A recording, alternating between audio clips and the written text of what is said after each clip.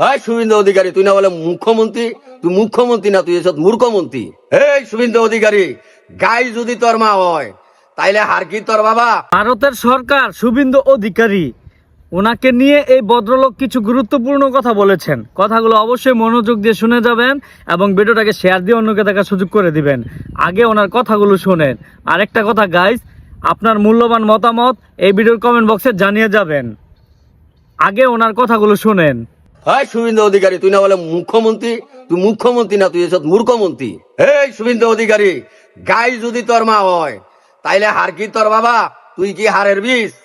তোরে কয়ে দে মুসলমানের বীজে লাগছ, তুই ভালো হয়ে যাই, নাইলে কিন্তু হিন্দু মুসলমানে সপ্তাহে তোর ভুটকি দা বাস ডুয়াইব বাস। এই শুভেন্দু অধিকারী, যদি বালা না হস তাইলে গরু সিং তোর ভুটকি দা দিব। এই শুভেন্দু অধিকারী, তুই বরিশাল্লা ছোট্টা আসিলি, ভারত গিয়ে মানে হইছ রাজনীতিবিদ। কত বড় চালাকের চালাক। আগের সরকার দিত 4.5 লাখ মানুষের 1500 টাকা করিয়া, আর তুই কইস 3000 টাকা করে দিবি।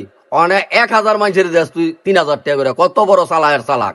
মুসলমানের ক্ষতি করতে গিয়া দেখ হিন্দুর কত বড় ক্ষতি করছ। তুই দিস না কুরবানির লেগা, কুরবানি নিষেধ করিয়া তোর দেশের মানুষ অনেক লক্ষ লক্ষ মানুষ কান্তাছে, তোর অভিশাপ দিতে আছে, কুরবানি দিতে পারছে না দেখে, গরু হারা ব্যস্ত আছে না দেখা। তুই এই ফাঁকে হয়তো তুই মরবি। তোর কেডা কইছে শিক্ষিত? তুই তো একটা অশিক্ষিত কুত্তার বাচ্চা।